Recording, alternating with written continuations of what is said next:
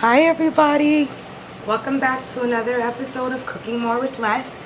My name is Celina and we were going to go kind of quick today. I'm about to make lunch and I decided to slow down a little bit, include you guys in this easy, simple, great recipe.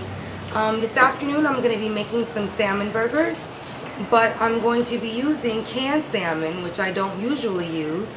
But again, Cooking More with Less is about inspiring and showing people how you can use basic ingredients and like flip certain stuff that we organic, vegan, pescatarian lovers sometimes want to discard. I'm not into discarding food, so even when I was able to get a couple of cans, I actually got these from a friend's house who was like, oh, I'm not doing canned food anymore, no more canned this, and I'm like, I feel you, but this is amazing wild salmon. I will mess with anything that's wild because it is wild and it has less drama in the ocean. But yeah, when it does go through a can process, it kind of becomes a little mercury induced and we don't really want to mess with it. But what I did want to show is that sometimes we don't have a choice. This can manifest into 4 amazing burgers and really turn into a simple, great either lunch or dinner. So again, we're going to be using our wild caught Alaskan salmon. And I do clean this kind of particularly, so I'm going to show you guys exactly how I clean it, just to clean all the skin and the bones out. But you're going to need, you don't have to use breadcrumbs. What we're going to use instead is we're going to use a little bit of quinoa. I have some dried out quinoa that I made a couple days ago, like 2 days ago, and I basically just left it out this afternoon for it to get a little crunchy. We're going to use this and mix it in our bowl with our, you're going to need a half an onion, 2 cloves of garlic, and some celery. If you don't have onion, you can also use parsley. Very, very good to use parsley. Not parsley, scallion, excuse me. Scallion, but because I didn't have any scallion, I was kind of grateful and thankful to use our onion that we used the other day in our lasagna. So I'm basically going to flip this all. I'll show you guys how I clean out the salmon. And again, that's basically what the concept of the show is about. Not throwing any ingredients away that we do want to, you know, be able to still enjoy. But there's certain magical properties that we can remember when we're making such things. So I'm just showing you how I'm opening it up. And I have the camera positioned a little different because there's some natural light outside. So basically I'm just cleaning out all the gook. And the gook for me is all of the skin that lies in between the salmon when it's stuck in the can. So what I'm going to also show you guys is I do a lot of different like reading, and you know, I'm very thankful that I've attracted certain occult wisdom in, when it comes to food. And what I wanted to talk about was that there is a magical alchemy when it comes to making food. And all of this is for people that believe in magic and believe that, you know, things are multi-dimensional. If we're living in this space where we do understand that, you know, unless we believe things to be true, or unless we believe that things actually have power, they won't really. So when I'm working with canned goods or like foods that, you know, might have a little bit of toxins in them based on how they're cultivated, I do a little prayer over them. But you got to remember, prayer only works for people that think that it does and will. So I'm just taking out all these little shards of like cartilage and bone and discarding it. And then what I do, I'm going to show you all the little bones and stuff that's stuck in here that's kind of nanas, that makes it kind of gross for me to even think about. I take out and discard. So that's pretty much all cleaned out now. Now what I'm going to do, it looks kind of weird, I'm going to grab a whole chunk of it and just squeeze over my kitchen sink all the liquids and juices out of it. Try to get it as dry as possible.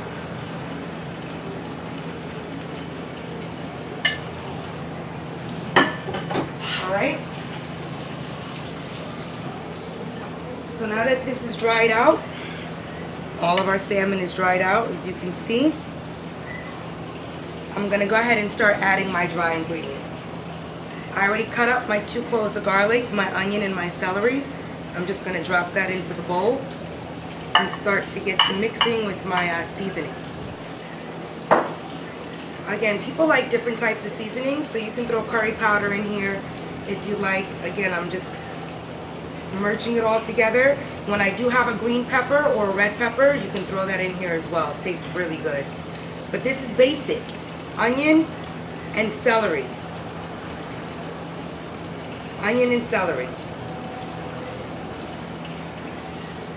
So now, most recipes call for breadcrumbs or some type of binder. I use a little bit of dried quinoa. And that's basically the difference. You're adding more protein. You don't have all the wheat flour. And it adds a nice texture to the salmon. So I'm just including and morphing through all of this, mixing it all together. And now I'm going to go ahead. You can not use eggs, but if you don't use eggs, you're going to have to really keep them formed in the pan because they separate a little bit if you don't use any dairy. I only use egg whites. I don't use a whole egg.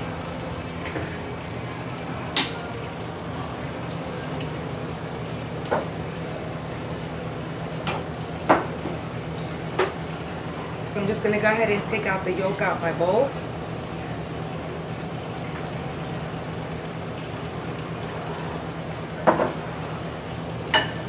Cracking the 2 egg whites into the bowl right now. Just right on top. Now what the egg whites do is they keep everything together when you're frying your patties. So also yesterday we made, or day before yesterday, we made lasagna, eggplant and mushroom lasagna. And I mentioned how I wasn't twisting my hair, and someone actually asked me, they're like, do you find a difference? Is there a difference in your locks? Do you feel a difference? Yeah, I do. They feel a lot freer. You know, they feel a lot lighter because I'm not binding all my roots together anymore. And that's really it with your hair. I'm sorry to mix, but oregano, I'm just sprinkling all my dry ingredients, all my seasoning. I'm using some oregano, some onion powder, some cumin. I'm trying to do this all in front of you guys so that you can see me because of the light doesn't pick up in the kitchen unless it's dark, unless it's nighttime. Throwing in some ground pepper, some black pepper, some turmeric powder, which is really, really good, really, really great for your blood. Great for people with any type of cancerous cells. Turmeric is like a magic seasoning, and I'm throwing in some basil.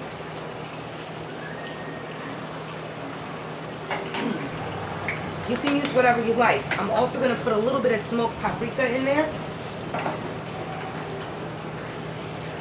because I do have some.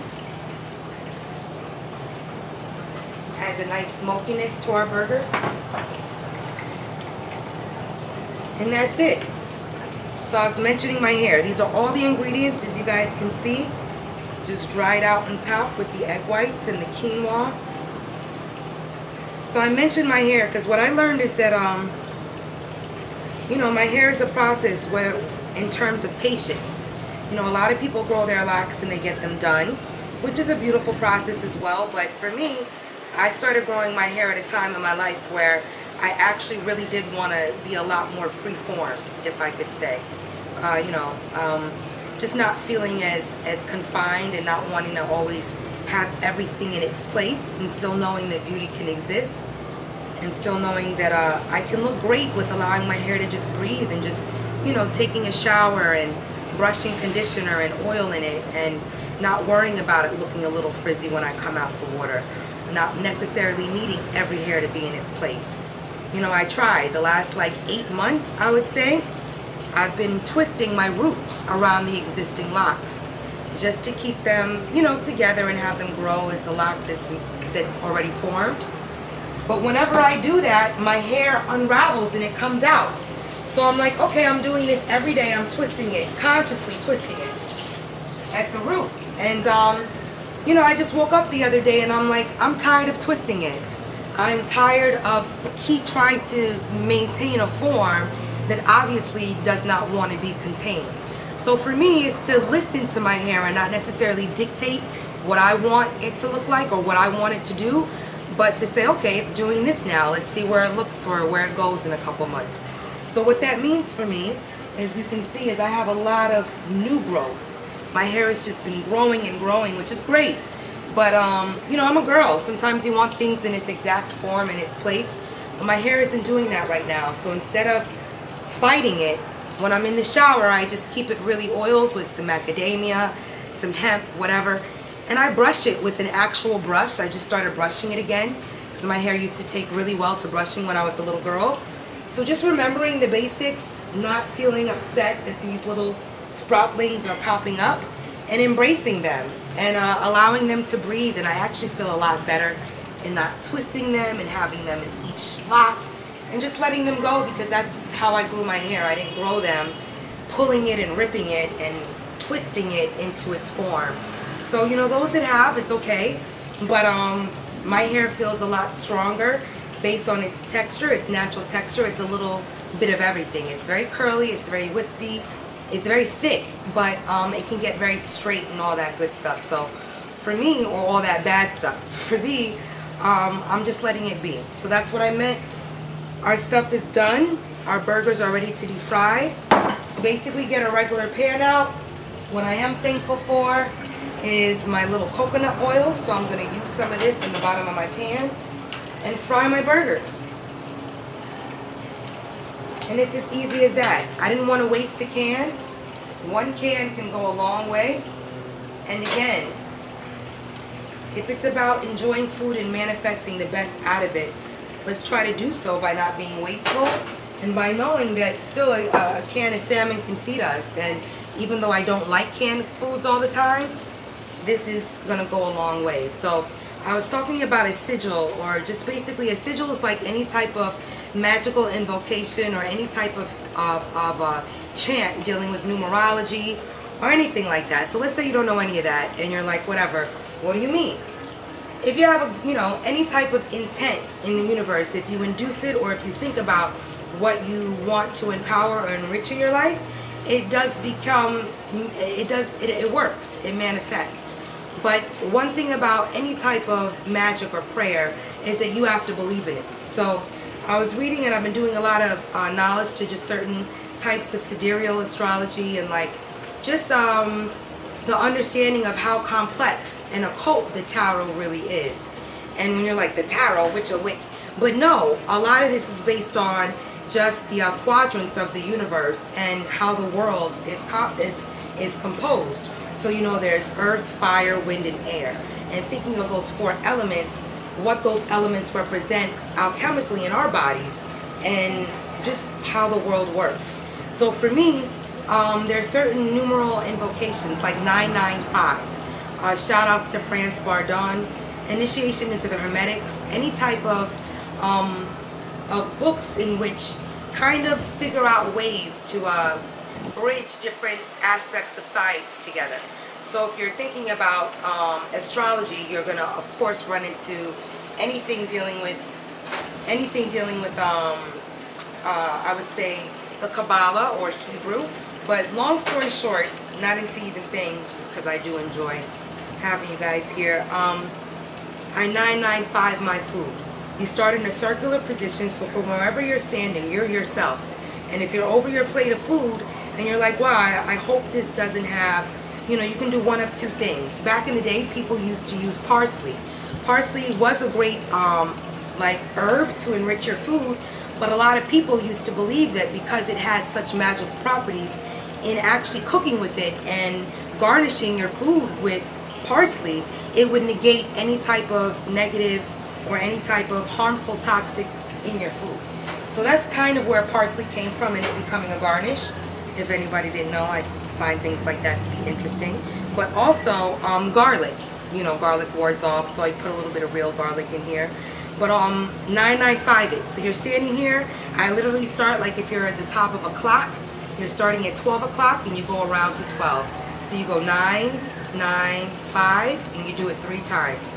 9, 9, 5, 9, 9, 5. 9, 9, 5, 9, 9, 5, 9, 9, 5. And what that does is it seals and creates almost like a octahedron, a protection around your food, which sounds really weird and fishy. But again, I'm kind of of the belief that we need a little bit of old and a lot of bit of old and a little bit of new. So I do these things still, and I do believe in the properties of food and seasoning and really imbuing the best. So that's it. Salmon burgers. I am going to stop the camera to fry them up, but I'm going to turn it back on and show you guys what they look like at the end. My coconut oil is ready to go, and I'm going to go ahead and fry these up, which take literally about 4 minutes on each side. You just want to make sure they get nice and golden brown, and you're good to go. You can throw them in little sliders. You can make them whatever size you want, but enjoy the process and enjoy what's in your cupboard. No matter what, try to make the best out of it. All right, I'll see you guys in a second.